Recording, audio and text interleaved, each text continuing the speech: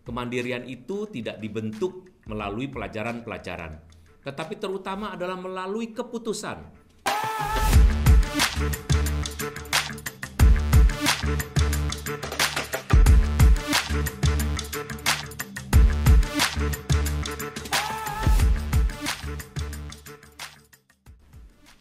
Keluarga yang terkasih, pada kesempatan kali ini kita akan berbicara mengenai kemandirian para pasutri, terutama para pasutri muda.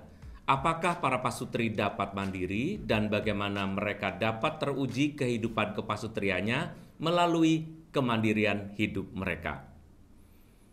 Ketika seorang menikah, maka sebenarnya mereka harus mendapatkan situasi kemandirian itu secara natural. Jika mereka tidak mendapatkan kemandirian itu secara natural, maka akan terlalu banyak nasihat bagi mereka sehingga mereka bingung. Karena pada dasarnya kemandirian itu harus muncul dari dirinya sendiri, baik dari pihak suami maupun dari pihak istri. Bukan hanya suami dan bukan hanya istri.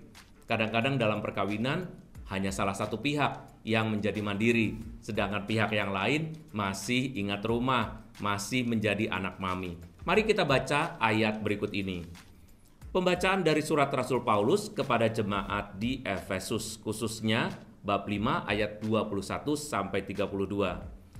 Saudara-saudara, hendaklah kamu saling merendahkan diri dalam takut kepada Kristus. Hai istri, tunduklah kepada suamimu seolah-olah kepada Tuhan. Sebab suami adalah kepala istri, sebagaimana Kristus adalah kepala jemaat. Dialah yang menyelamatkan tubuh. Karena itu, sebagaimana jemaat tunduk kepada Kristus, demikian pula lah istri hendaknya tunduk kepada suami dalam segala sesuatu. Hai suami, kasihilah istrimu, sebagaimana Kristus telah mengasihi jemaat dan telah menyerahkan dirinya bagi jemaat untuk menguduskannya, setelah menyucikannya dengan air dan firman. Maksudnya ialah supaya dengan demikian Kristus menempatkan jemaat di hadapannya dalam keadaan cemerlang, tanpa cacat atau kerut atau yang serupa itu, tetapi kudus dan tidak bercela. Demikian pula suami harus mengasihi istrinya seperti tubuhnya sendiri. Maka yang mengasihi istrinya mengasihi dirinya sendiri, sebab tidak pernah orang membenci tubuhnya sendiri. Sebaliknya merawat dan mengasuhnya seperti Kristus terhadap jemaat, karena kita adalah anggota tubuhnya. Karena itu, laki-laki akan meninggalkan ayah dan ibunya dan bersatu dengan istrinya, sehingga keduanya menjadi satu daging. Rahasia ini besar, yang kumaksudkan ialah hubungan Kristus dengan jemaat.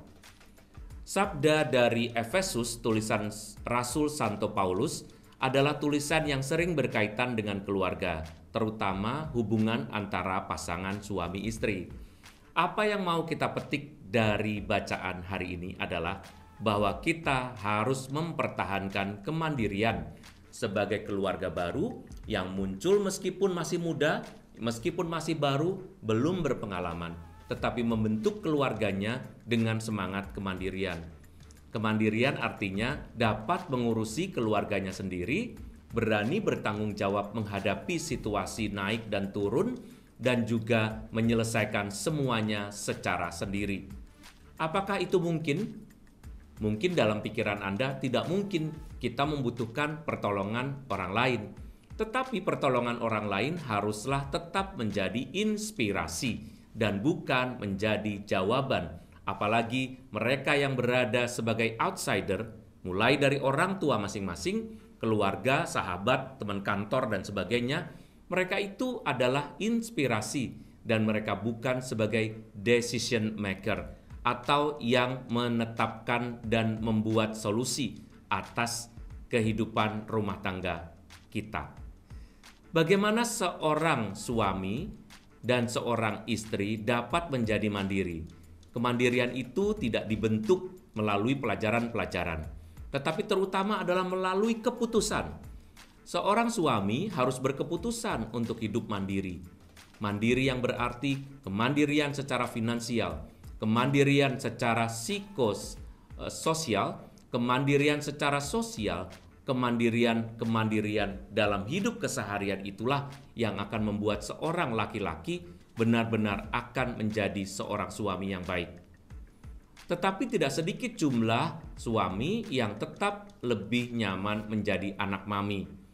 Mereka lebih suka berada dalam perlindungan orang tuanya, dan namanya juga anak mami. Maka biasanya mamilah atau ibulah atau mama atau bundalah yang menjadi andalan. Sangat tidak nyaman bagi seorang istri menyaksikan seorang suaminya menjadi anak mami. Sedikit-sedikit tanya, sedikit-sedikit membandingkan kualitas istri dengan ibunya, sedikit-sedikit pulang kampung, sedikit-sedikit minta mampir, dan seterusnya. Apalagi masih harus ada obligasi atau tanggung jawab atau beban untuk misalnya setiap minggu harus 1 malam menginap di rumah orang tuanya. Hal ini bukanlah sesuatu yang meskipun dianggap sebagai biasa, bukan sesuatu yang wajar. Karena sebuah keluarga yang dibentuk oleh pasangan suami istri yang baru, meskipun baru saja menikah, mereka benar-benar mempunyai tanggung jawab dan kebebasan sebagai pribadi. Oleh sebab itu, biasanya di dalam keluarga dibuat surat atau kartu keluarga tersendiri. Pemerintah duniawi saja tahu bagaimana sebuah keluarga baru harus mempunyai kakak sendiri. Tetapi bagaimana mungkin seorang laki-laki yang sudah menikah tetap mengandalkan ibunya, tetap mengandalkan kekayaan ayahnya dalam sebagian besar hidupnya? Bahwa warisan bisa diberikan itu tidak apa-apa karena itu hukum dunia, hukum alam. Warisan dari orang tua pasti untuk anaknya. Tetapi warisan ini bukanlah warisan keputusan. Warisan yang dimaksudkan barangkali adalah warisan berupa harta atau benda yang boleh saja diwariskan. Tetapi kalau warisannya berupa petuah-petuah, warisannya berupa tes dari makanan, warisannya berupa nasihat yang tidak pernah selesai-selesai, itu akan menjengkelkan pihak yang bukan anak dari orang tuamu, yaitu pasanganmu. Kalau seorang istri melihat suaminya terus-menerus mempunyai pedoman hidup dari orang tuanya, 1, 2 tidak apa-apa. Tapi kalau dalam semua gaya hidup dan bahkan keputusan, itu pasti akan menggoncangkan kehidupan rumah tangga. Karena istri tidak mempunyai kesempatan untuk memutuskan, istri tidak mempunyai tempat untuk memberi inspirasi, bahkan istri merasa tidak berguna. Memasak salah, kurang garam, kurang gula, kurang asam, kurang gurih, dan sebagainya. Dan apa pedomannya? Pedomannya adalah lidah ibunda. Hal itu tidak jarang terjadi di kalangan orang-orang yang menikah. Dan seandainya itu terjadi, maka sebagai seorang suami, kita harus menyadari penuh bahwa sekarang ini saatnya saya dengan dia dan dengan anak-anak harus membangun kehidupan keluarga sendiri. Mengakui bahwa pasangan suami istri itu baru, mengakui bahwa istri kita juga sedang belajar untuk menjadi istri dan menjadi ibu bagi anak-anak, itu tidak apa-apa. Dan dulu pun orang tuamu juga begitu, belajar dari nol sampai menjadi baik. Mungkin ada yang belajar dari orang tuanya ya, mulai masak di usia 15 tahun sampai akhirnya menikah di usia 19-20 zaman dulu. Lalu kemudian ahli dalam masak-memasak, tetapi itu pun juga membutuhkan waktu kan? Nah, istrimu juga harus mendapat tempat untuk belajar dan mendapat penghargaan. Berhati-hatilah para anak mami supaya menjaga mulut agar kita tidak mudah judgmental, membuat penilaian dan mengadili istri seolah-olah istri selalu kurang dan seolah-olah istri tidak mampu bersaing dengan orang tuamu, apalagi dengan mamamu. Sesama perempuan pasti ketersinggungan itu akan terjadi. Mari kita bahas bagaimana seorang istri kalau dia juga tetap menjadi anak mami. Kita ingat, seorang istri harus menjadi mami, harus menjadi bunda, harus menjadi ibu. Bagaimana seorang istri bisa menjadi mami atau menjadi seorang ibu? Dia harus meninggalkan apa yang tidak lagi bisa diterapkan di zaman sekarang ini. Terutama soal pendidikan, soal edukasi, kebiasaan-kebiasaan. Justru sebetulnya seperti kaum laki-laki tadi, harusnya menggunakan masa muda itu untuk memberikan kemudahan mereka dan kemampuan mereka untuk menangkap dan menyerap situasi kekinian untuk kehidupan rumah tangganya. Jangan membuat kehidupan rumah tanggamu itu hanya sebagai penerusan dari kehidupan orang tuamu yang harus dipertahankan. Seolah-olah ini sebuah restoran yang mempunyai propaganda, memelihara tradisi kuno. Lah, kalau keluarga nggak bisa tradisi kuno, kita aja dilahirkan sudah berbeda pendapat, sudah berbeda usia, sudah berbeda jenis kelamin dengan orang tua kita. Kenapa kita sekarang harus menyamakan dan meneruskan tradisi? Saudara-saudari yang dikasihi oleh Tuhan, seorang istri yang baik mampu menangani kehidupan rumah tangganya. Dia harus mampu dan cakap mengatur keuangannya sendiri. Dia harus mampu dan cakap untuk mengatur suaminya. Mengatur dalam arti berbicara dengan suaminya, berdiskusi, penuh kewibawaan, dan menjadi berharga di mata suaminya. Jangan menjadi seorang istri yang inferior. Seorang istri yang inferior biasanya disukai oleh para laki-laki yang dominan. Dan kebanyakan laki-laki memang suka menjadi dominan. Tetapi jika Anda inferior, jika Anda merasa rendah diri, jika Anda terus-menerus memelihara hanya kelembutan, pasti suamimu juga akan menjadi semakin dominan.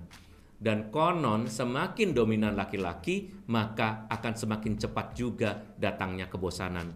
Kalaupun tidak bosan, Anda mungkin akan menjadi objek dari suatu abuse. Abuse yang mungkin mulai dari yang kecil-kecil, mulai dari kata-kata gitu aja nggak bisa, mulai dari hal kecil. Dari gitu aja nggak bisa, goblok banget, bodoh banget. Nanti lama-kelamaan karena makin menerima, dan Anda terus-menerus membiarkan suamimu hanya karena nasihat dari orang tuamu, maka Anda juga tidak bisa mandiri memelihara martabatmu sebagai seorang perempuan dan ibu.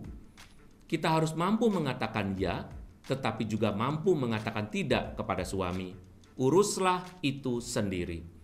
Jangan sering-sering bertanya kepada orang tuamu, karena tradisi keluarga akan selalu berubah. Contohnya, tradisi keluarga di zaman dulu, perempuan harus selalu mengatakan ya. Perempuan harus mengabdi dan lain sebagainya. Apalagi itu dalam budaya yang lama. Dalam budaya Jawa pun hal itu masih dipelihara. Tetapi apakah di zaman ini bisa dipakai? Tidak bisa. Hal itu hanya menjadi salah satu dari sekian ratus cara untuk membangun keluarga yang bahagia dari sisi istri. Maka kalau mau memelihara kehidupan keluarga di zaman sekarang ini, hal yang penting adalah menjadikan keluarga kita keluarga kekinian dengan cara kekinian. Contoh, seorang istri yang sangat merendahkan diri, seorang istri yang sangat manut, seorang istri yang selalu mengatakan dia, barangkali di awal perkawinannya akan mampu memelihara kehidupan perkawinan karena suami seperti mendapat tempat untuk mengekspresikan diri, untuk misalnya menyuruh-nyuruh, atau mungkin untuk berdiskusi dan selalu memenangkan. Ini sama sekali tidak sehat. Harusnya kedua-duanya menemukan kebenaran. Laki-laki pasti mempunyai kebenaran, tetapi istri juga sama bisa mempunyai kebijaksanaan dan kebenaran. Jika tidak mampu mandiri mengatur ini, maka akhirnya kita hanya akan jatuh pada kehidupan perkawinan yang bersarang.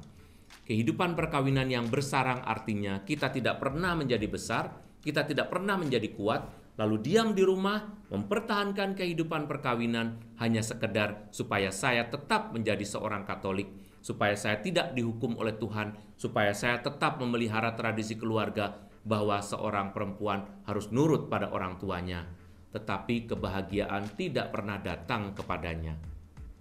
Jadi, apakah Anda termasuk dalam golongan yang pertama atau yang kedua? Seorang suami yang anak mami atau seorang istri yang selalu memelihara tradisi yang belum tentu benar? Mari kita pelihara tradisi yang baik, yaitu tradisi Kristiani. Bacaan tadi mengatakan dengan jelas, seorang laki-laki dan seorang laki-laki dan seorang perempuan akan meninggalkan ayah dan ibunya dan bersatu dengan istrinya menjadi satu daging. Satu daging di dunia ini karena kedagingan hanya ada di dunia. Menjadi besar menjadi smart, menjadi seorang yang pandai, menjadi seorang yang tulus seperti merpati, tetapi juga licik seperti ular. Kita mampu hidup di dunia ini dengan segala macam strategi untuk mempertahankan kehidupan perkawinan dalam suasana yang menantang, tetapi kita memenangkannya. Saudara-saudari yang dikasihi oleh Tuhan, terutama para pasutri muda yang masih mengalami situasi yang saya sampaikan pada kesempatan kali ini, marilah kita move on. Kita ajukan pendapat-pendapat kita satu sama lain. Para laki-laki, jangan suka memelihara kekuasaan. Dan para perempuan, beranilah untuk menyampaikan pendapatmu dengan baik, dengan sopan, dengan penuh hormat kepada suami. Dan tidak perlu selalu mengatakan ya.